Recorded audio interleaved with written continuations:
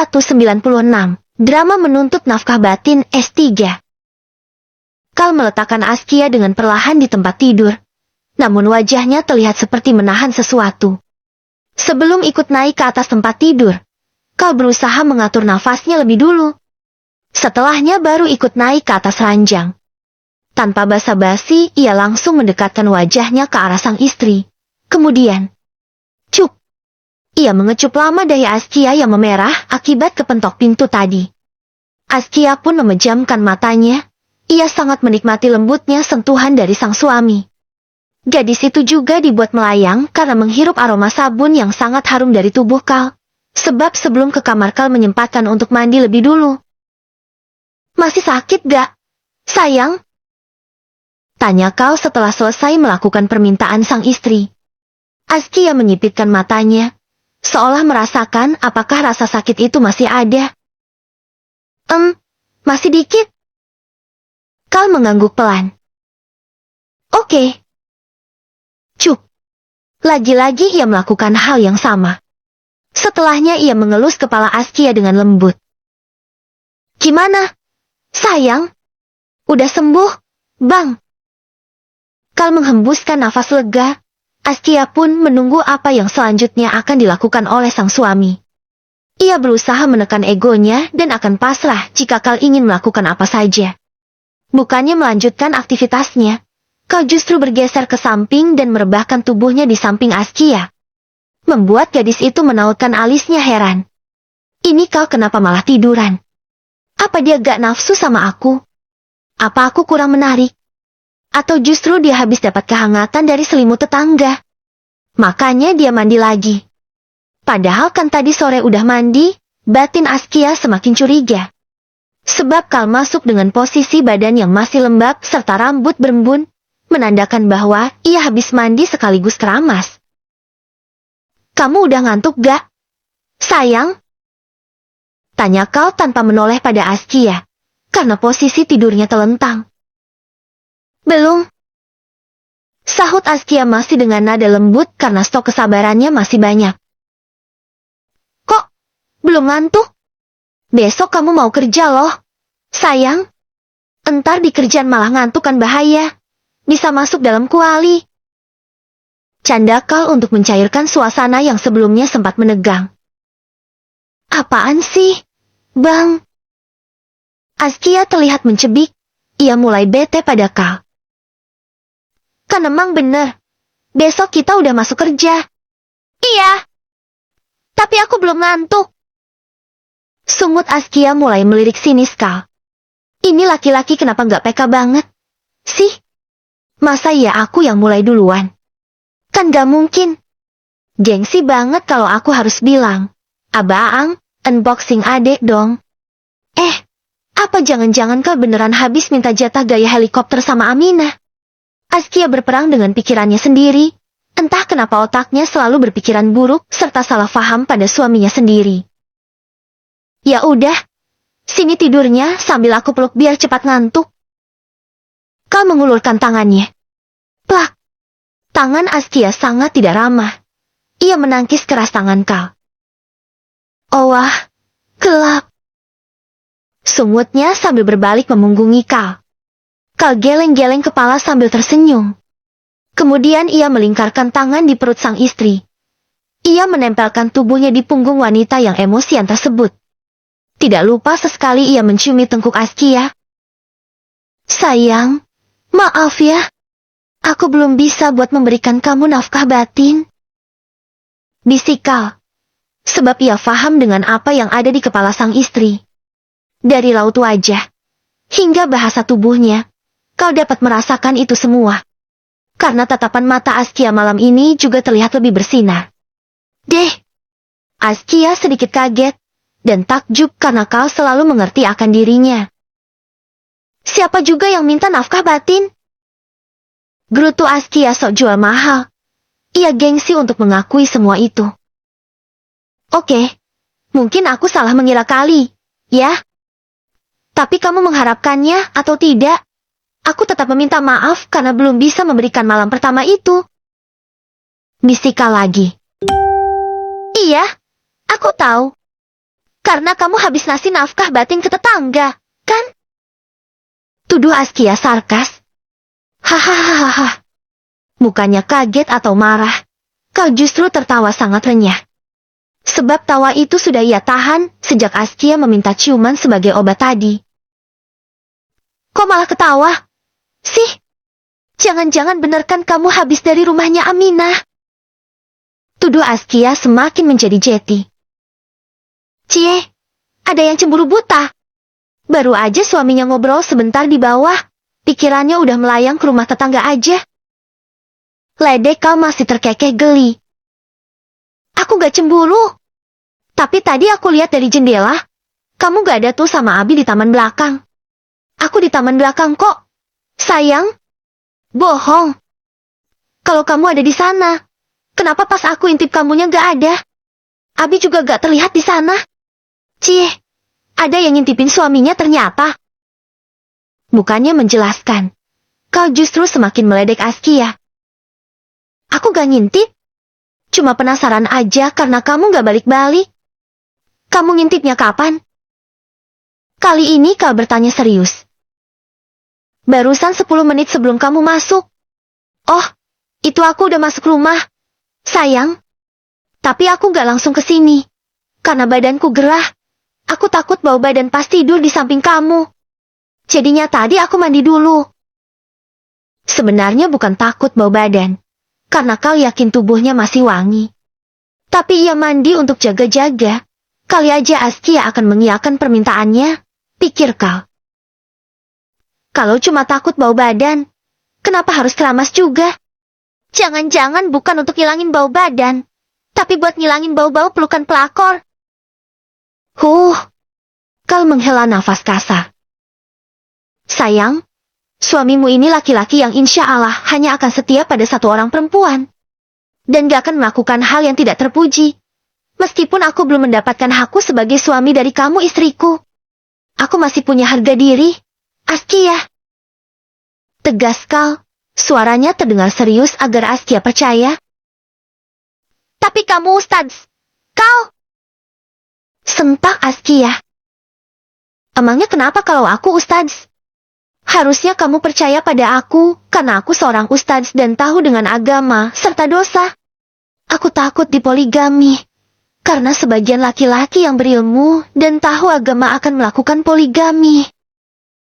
Kal menggeleng lagi. Sayang, coba aku tanya.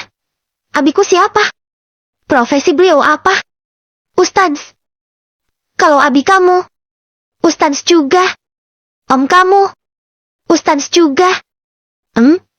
Abinya Adrena? Kali ini Kal benar-benar menghindari nama Aminah. Agar tidak diterkam singa. Ustadz juga. Nah, di antara mereka ada yang poligami. Gak? Tanya Kal agar istrinya dapat berpikir dengan jernih. Gak ada? Oke. Jadi aku rasa kamu jangan termakan oleh pikiranmu sendiri. Sebab mereka semua adalah motivasiku. Dan aku tidak akan berani melakukan sesuatu yang menyakiti hati wanita yang aku cintai. Tapi aku gak bisa percaya begitu aja sama kamu. Kau. Askia kembali ke pengaturan awal. Ia memanggil kau dengan sebutan nama. Emangnya aku terlihat mencurigakan? Ya. Kamu sangat mencurigakan. Kal menautkan alisnya. Mencoba mengingat sesuatu apa yang ia lakukan sehingga Askia securiga ini. Namun ia tidak dapat menemukan jawabannya. Sebab kau memang tidak keluar rumah malam ini. Apa yang membuat kamu curiga? Sayangku? Tanyanya gemas sambil mencubit pipi Askia. Pertama, kamu bilangnya mau bicara sama Abi di taman belakang. Tapi setelah aku intip kamu gak ada di sana. Kedua, kamu masuk kamar dengan posisi badan yang lembab, rambut berembun dan bau wangi sabun serta shampoo. Ketiga, kamu meminta aku tidur agar terbebas dari tuntutan nafkah batin yang seharusnya kamu berikan padaku. Askia menghela nafas kasar. Kau ingin menjawab, tapi mulutnya langsung diberi telunjuk oleh Askia. Dari semua tanda-tanda itu, setelah ditakar-takar dan disatukan dalam sebuah resep, aku bisa menyimpulkan bahwa kamu berbohong untuk menemui Aminah. dan kalian melakukan gaya helikopter di sana. Kemudian kamu pulang mandi sebersih-bersihnya, serta keramas untuk menutupi semuanya dari aku. Dan yang paling membuat aku yakin, kamu tiba-tiba gak mau lagi melakukan semua itu bersama aku, karena sudah puas didekap dengan selimut tetangga. Jelas Askia sangat detail. Plak! Kal menepuk dahinya. Jujur ia bingung antara ingin marah karena telah direndahkan oleh istrinya sendiri. Tapi ia juga bahagia. Karena ini adalah tanda-tanda Askia mulai posesif. Karena rasa cinta yang mulai tumbuh besar. Semua takaran ataupun kesimpulan kamu itu tidak ada yang benar satupun. Karena ini rumah tangga, bukan resep masakan. Terus yang benar gimana? Tantang Askia. Kal bangun dengan perlahan. Ia menatap wajah Askia yang masih rebahan. Jadi gini, sayang. Tadi aku beneran bicara sama Abi. Aku banyak sekali mendapatkan nasihat dari Abi. Dan aku kembali ke kamar ini setelah badanku bersih karena aku ingin menunaikan kewajibanku. Bohong? Tadi kamu mau langsung tidur? Iya, karena aku merasa gak mampu untuk melakukan itu semua. Kenapa jadi gak mampu? Alasan kamu terlalu berbelit-belit. Kau mendelik setelah menyadari Askia memanggilnya nama seperti biasanya. Heh, yang sopan sama suami. Panggilnya abang. Bukan kau. Tegurnya dengan wajah garang. Bodoh amat. Ketus Askia. Kok jadi gini sih? Ki, kalau tahu gini aku gak mau gendong kamu ke kasur tadi. Kenapa? Karena kamu gak mau aku jadi baper seperti ini. Bukan. Tapi pinggang aku sakit lagi gara-gara. Kau membekap mulutnya sendiri. Sebab alasan yang satu ini juga berkaitan dengan gengsinya wanita. Gara-gara? Apa? Gara-gara? Kau masih berpikir keras, karena tidak ingin masalahnya menjadi semakin rumit. Gara-gara angkat karung beras? Celetuknya asal. Plak! Askia memukul keras dada Kal. Kurang ajar! Aku dikatain karung beras! Omelnya. Kemudian langsung masuk ke bawah selimut. Askia kesal setengah mati setelah tahu Kal sakit pinggang gara-gara menggendong dirinya. Ia tidak terima karena secara tidak langsung, sama saja Kal mengatainya gendut. Sayang, aku gak bermaksud ngatain kamu loh. Jangan ngambek dong. Aku minta maaf ya. Pinta Kal memelas, tapi Askia sudah tidak peduli lagi. Akibat rasa kesalnya sudah mencapai ubun-ubun. Bagaimana tidak, sudah gagal malam pertama, dikatai karung beras pula, oleh laki-laki tampannya yang memiliki pengagum tingkat dewa. Ia merasa insecure karena tubuh Aminah sangat langsing. 397, suara yang paling menakutkan, S3. Sayang, aku gak bermaksud buat nyatain kamu. Kok? Bujuk Kal sambil menggoyangkan tubuh Askia. Namun tidak ada jawaban apa-apa dari wanita itu. Askia memilih untuk memejamkan mata saja, karena sebenarnya ia sangat mengantuk akibat begadang semalam. Ki, kita baru nikah loh, masa kerjanya ribut mulu? Emangnya kamu gak pingin apa ngerasain nikmatnya keluarga yang harmonis? Huaam. Askia hanya menguap, dan tidak menanggapi ucapan Kal sama sekali. Ki, tolong dong jangan pakai mode silent gini. Aku pingin kita bicara biar gak ada kesalahpahaman. Lama Kal menunggu jawaban dari sang istri. Namun Askia tidak kunjung memberikan respon apa-apa, hingga Kal mulai cemas. Ia takut jika Askia benar-benar ngambek, sebab dirinya belum memiliki keahlian untuk membujuk betina ngambek. Kal belum berpengalaman sama sekali. Ibaratnya ia masih pemain amatiran. Sepertinya Kal harus lebih banyak belajar pada Abi Azmi. Atau Abi Isan dulu. Karena tidak tahan lagi, Kal membuka selimut yang membungkus tubuh sang istri. Ternyata Askia sudah memejamkan mata, nafasnya pun sudah mulai teratur. Astagfirullah, Ki, aku kira kamu ngambek. Ternyata malah tidur. Gumam Kal lega. Laki-laki itu pun ikut merebahkan tubuhnya di samping sang istri. Ia memeluk wanita itu dari belakang. Hati Kal merasakan ketenangan yang luar biasa.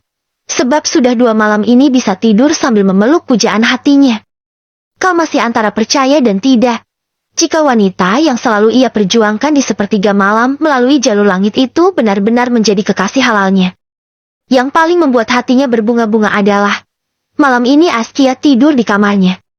Apalagi jika melakukan ibadah suami istri itu di sini. Mungkin Kal akan lebih bahagia lagi.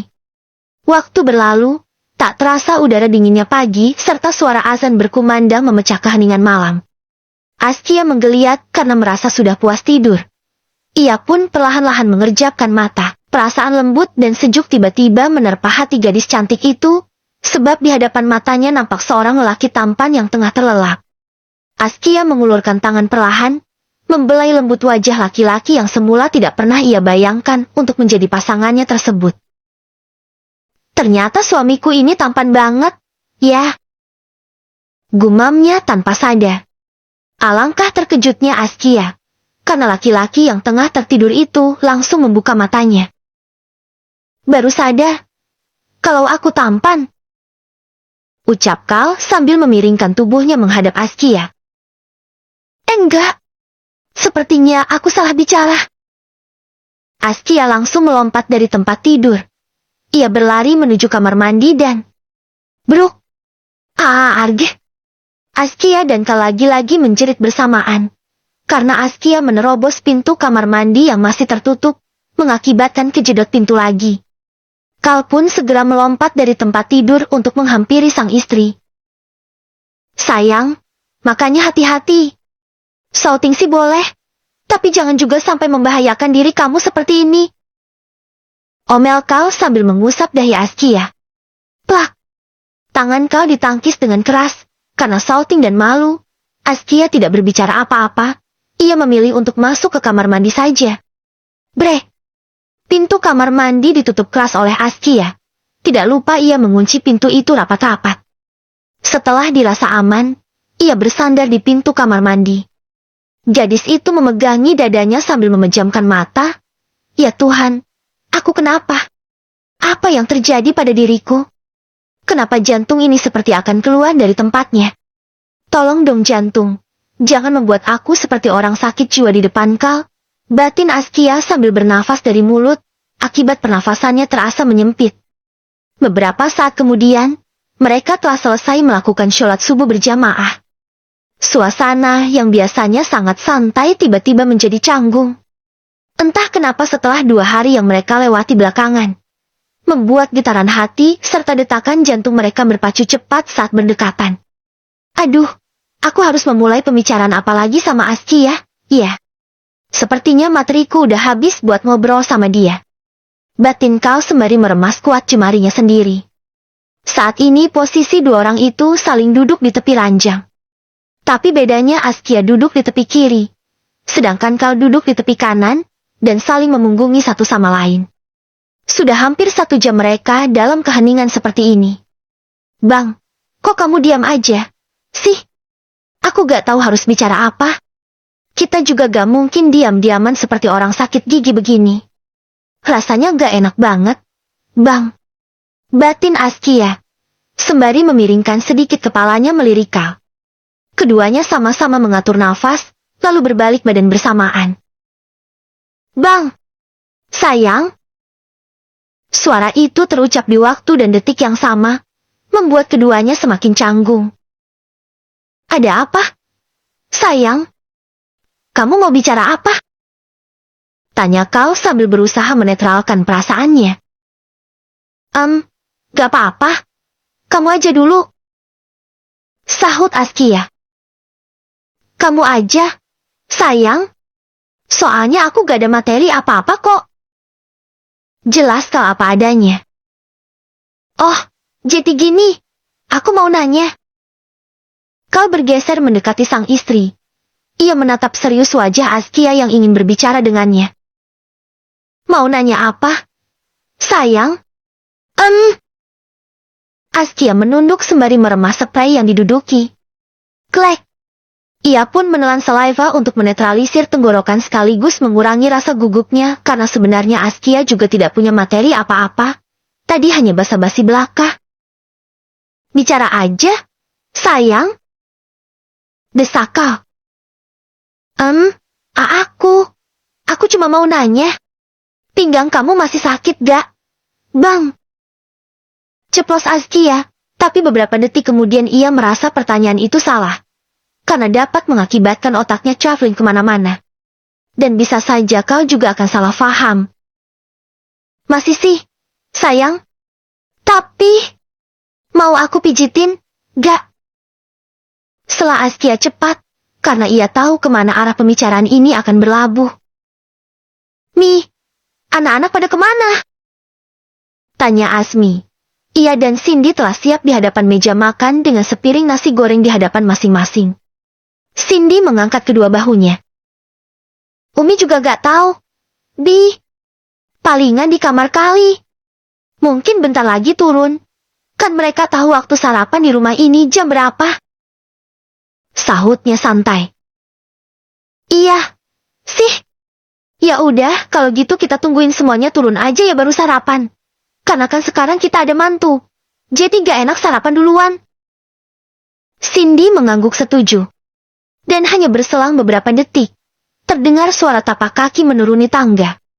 Azmi dan Cindy memandang ke arah pintu masuk dapur dengan dahi berkerut. Loh, Zal? Kok cuma kamu sendiri? Abangmu mana? Tanya Cindy, karena ternyata yang datang adalah Zal sendiri. Zal juga mengangkat kedua bahunya cuek. Gak tahu, Mi. Apa mereka masih di kamar? Ya? Mungkin. Umi minta tolong kamu panggilin mereka dong. Zal. Pinta Cindy memelas.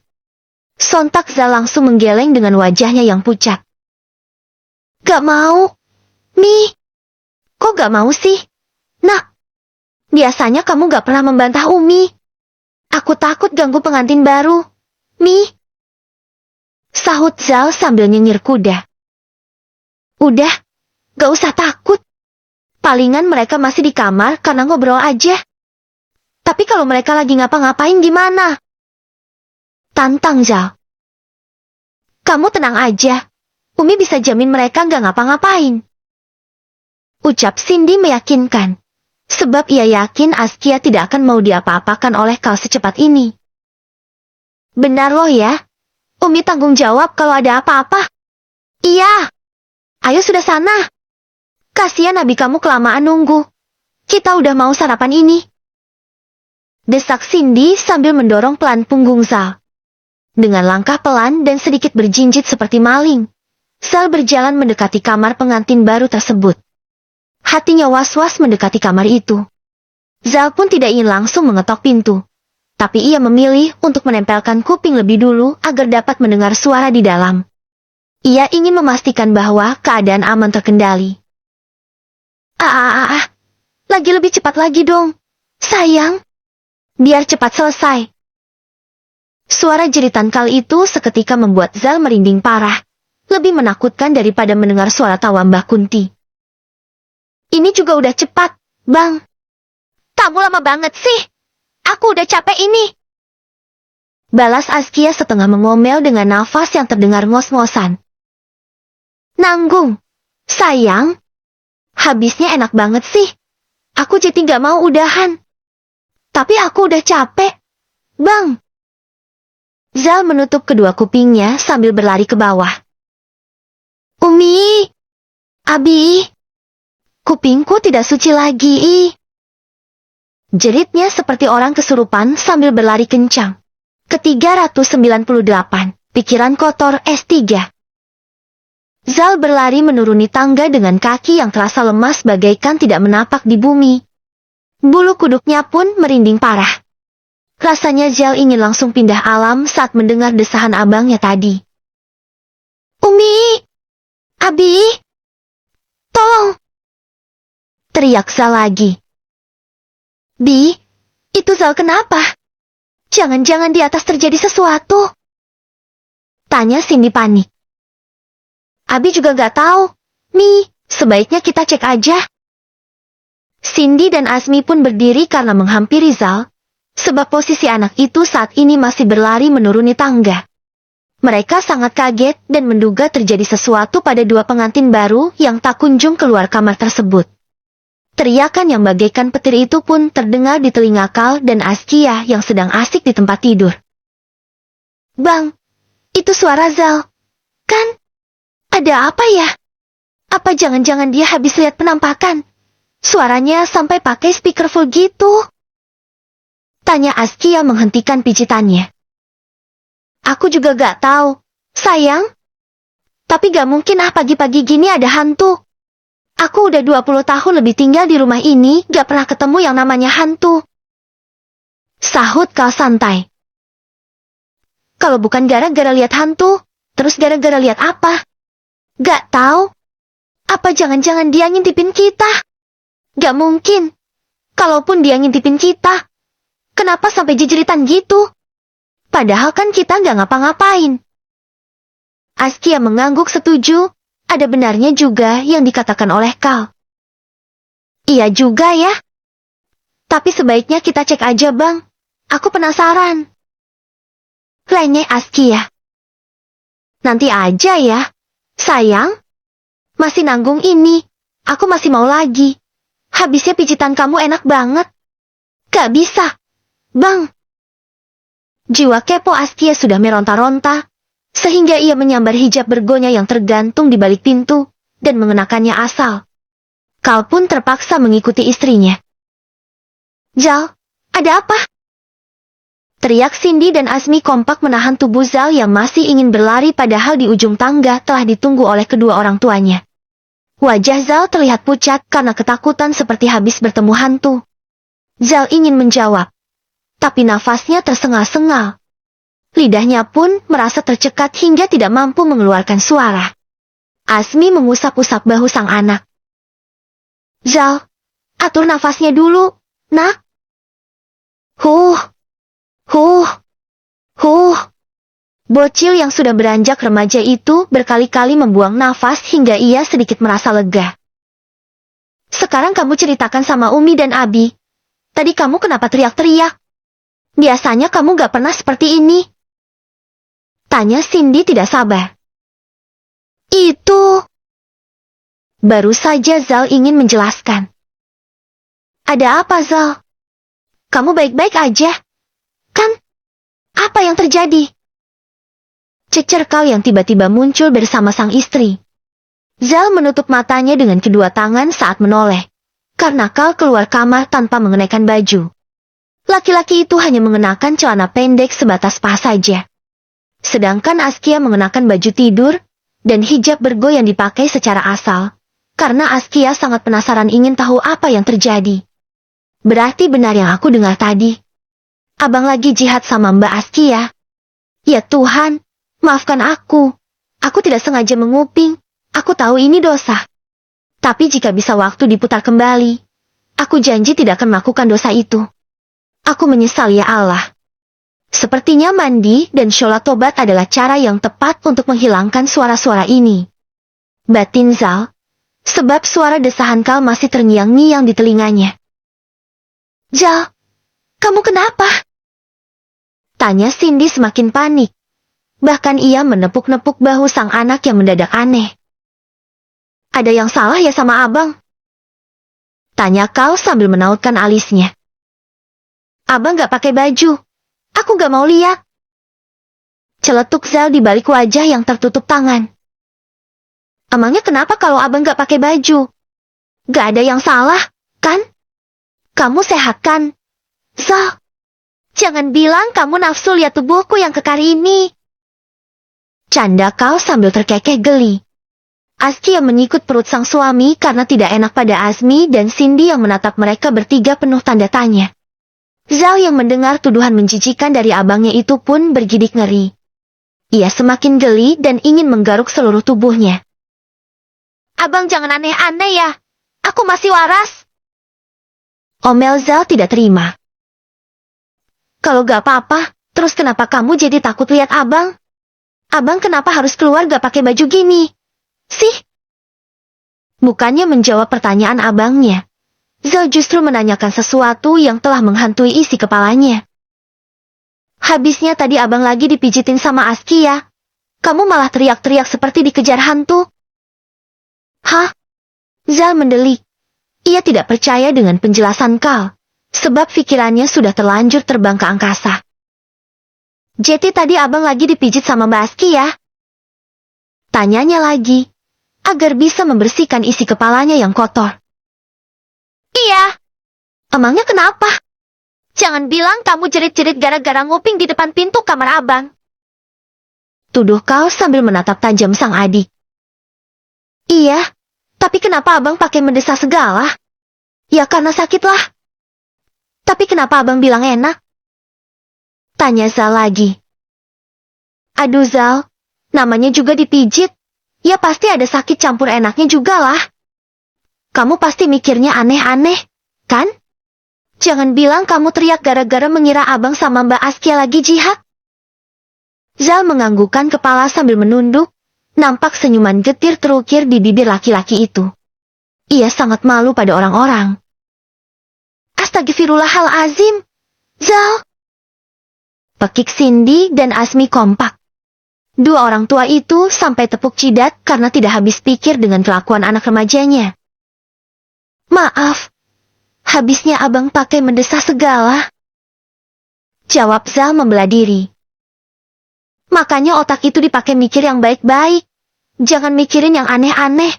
Jadinya ya begini. Dengar orang mendesah dikit otaknya langsung traveling. Sebaiknya diruqyah dulu anak ini, Bi. Zal memicingkan mata. Jujur ia masih antara percaya dan tidak dengan penjelasan Carl. Sebab desahan Carl tadi terdengar sangat manja. Otakku gak kotor. Emang abangnya aja yang lagi begituan. Celetuk Zal lagi. Membuat Carl mendelik. Siapa yang begituan? Gak ada loh. Ini no kamu cium. Punggungku bau minyak urut kok. Benar tadi kalian gak ngapa-ngapain? Mbak? Tanya Zal lagi pada Askia. Hatinya sulit untuk percaya pada abangnya sendiri. Askia mengangguk. Iya. Nih tanganku masih ada minyak urutnya. Sahut Askia sambil memperlihatkan tangannya. Hembusan nafas lega terdengar dari mulut Zal. Alhamdulillah, berarti aku gak jadi berdosa. Gumamnya sambil mengelus dada. Tetap berdosa. Celetuk Carl. Kok gitu, Bang? Tanya Zal menoleh. Ya berdosalah, karena kamu udah nguping di depan kamarku. Udah gitu kamu juga berdosa karena pikiran kotormu. Seketika Zal langsung bergelayut manja di tangan Cindy. Umi, abang nakal. Nih. Adunya pada Cindy. Udah. Daripada ribut-ribut, mending kita sarapan aja yuk. Kasihan Abi udah lapar. Setelah Cindy menengahi agar keributan ini segera selesai. Ya udah. Aku sama Askia mandi dulu ya. Nih, kalian sarapan duluan aja. Soalnya takut ada yang trauma lihat aku telanjang dada. Sindir Carl cekikikan. Askia yang tidak enak, langsung menarik tangan Carl untuk naik ke atas. Udah, adanya gak usah diledek lagi. Kasian. Kau tegur Askia. Habisnya masih 16 tahun. Pikirannya udah kotor aja. Lagian abang kenapa pakai mendesah segala? Jadinya Zal salah faham.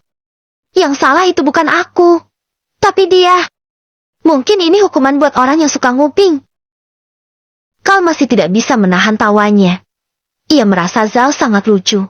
Ke-399, misi mencari pujaan hati S3. Beberapa saat kemudian, Askia dan Carl telah selesai sarapan. Dua orang itu pun kini sudah berada di rumah Ihsan dan Yasmin. Karena semua pakaian kerja Askia berada di rumahnya. Gadis itu hanya membawa pakaian seperlunya saat menginap di rumah sang mertua tadi malam.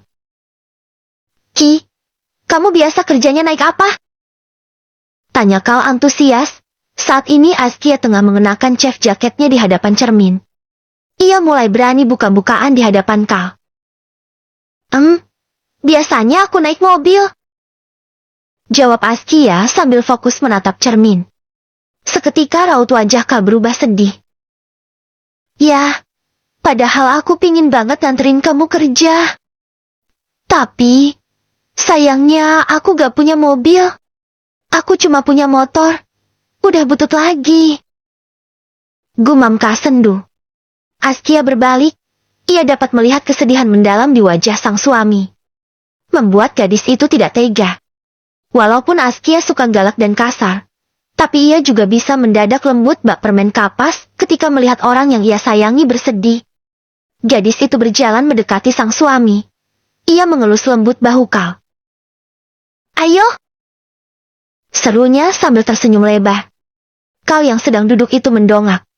Ia menatap Askia dengan dahi berkerut. Ayo kemana? Sayang? Tanyanya bingung. Anterin aku ke restoran. Kamu serius mau aku anterin? Tanya Kal tidak percaya. Askia mengangguk cepat. Iya. Ini aku udah siap. Loh. Tapi kita naik motor gak apa-apa. Gak apa-apa. Mau naik motor kek? Naik mobil kek? Semuanya sama aja. Emangnya kamu gak malu sama karyawan yang lain? Apa kata mereka kamu yang biasanya naik mobil?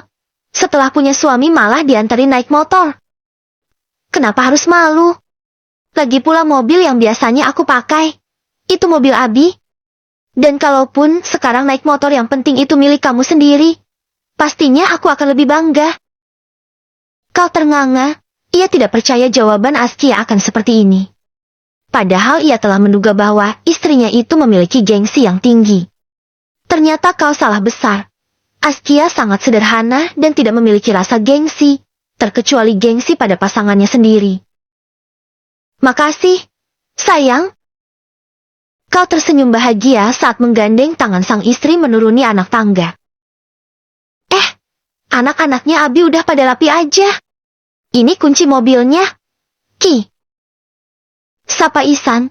Saat ini ia tengah duduk bersantai di teras rumah sebelum pergi mengajar. Askia dan Kal pun menyalami Isan lebih dulu. Gak usah, Bi. Tolak Askia sopan setelah bersalaman. Loh, kenapa? Tanya Isan heran. Jadi gini Bi, Askia mau dianterin sama aku aja. Tapi maaf aku cuma bisa nganterinnya naik motor. Cicit Kal sungkan. Ia sangat malu di hadapan Isan, sebab sedari kecil Askia kemana-mana selalu menaiki mobil. Tapi setelah dinikahi olehnya, dengan lancangnya ia membawa gadis itu bepergian hanya menaiki motor. Seharusnya ia dapat memberikan yang lebih dari Isan berikan pada anak gadisnya, atau setidaknya setara dengan apa yang telah diberikan oleh sang mertua tersebut. Isan justru tersenyum sambil menepuk-nepuk bahu Kal. Kenapa harus meminta maaf, Kal? Askia ini telah menjadi hak kamu seutuhnya. Dia telah Abi serahkan sepenuhnya padamu. Jeti tidak perlu sungkan pada Abi. Abi tidak menuntut kamu memberikan kemewahan pada istrimu. Jelas Isan sangat bijak. Tapi aku malu. Bi, aku gak punya apa-apa untuk membahagiakan anak Abi. Kal, kamu harus tahu. Kebahagiaan tidak melulu tentang harta. Harta itu masih bisa kalian cari bersama. Tapi satu hal yang Abi pinta. Bagaimanapun keadaan perekonomian kalian, sesulit dan sekurang apapun, tolong pastikan kamu menafkahi anak Abi dengan yang halal. Abi rela dan ridho, jika kamu mengajaknya berjuang dari bawah, mau itu merangkak sekalipun, kamu membawanya mendaki dengan susah payah di waktu yang lama. Tapi sungguh, Abi tidak rela jika kamu memberikannya harta yang berlimpah, tapi semua itu didapat dari sesuatu yang tidak halal. Sambung Isan tegas. Baik, Bi, insya Allah. Aku akan selalu memastikan setiap nafkah untuknya aku dapatkan dengan cara yang halal. Mohon doakan keluarga kecil kami ini, agar menjadi keluarga yang samawa ya, Bi. Amin. Setelah berbincang singkat, kini Askia dan Kal telah berada di jalanan. Meskipun hanya menaiki motor, namun senyuman terus mengambang di bibir Askia. Hatinya bahagia dapat memeluk Kal. Sebenarnya Askia juga masih bingung. Apakah ia telah jatuh cinta pada Kal? Tapi ia tidak percaya rasa ini tumbuh di waktu yang cepat. Namun tidak bisa dipungkiri, bahwa ia merasa nyaman saat bersama Carl. Beberapa saat kemudian, mereka telah tiba di restoran. Askia turun dari motor. Ia tidak langsung masuk begitu saja, tapi memilih untuk berdiam di samping motor sang suami. Bang, kamu gak mau mampir dulu? Tanya Askia malu-malu. Entah kenapa ia sangat ingin memperkenalkan Carl dengan semua karyawan restoran ini. Bahkan ia sudah membuang jauh-jauh rasa malu tentang kegagalan pernikahannya dengan Zaki.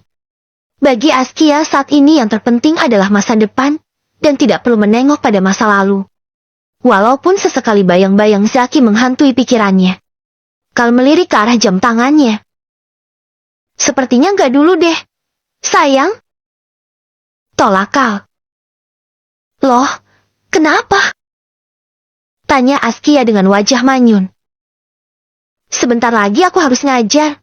Kalau mampir dulu, takutnya aku akan telat sampai pondoknya.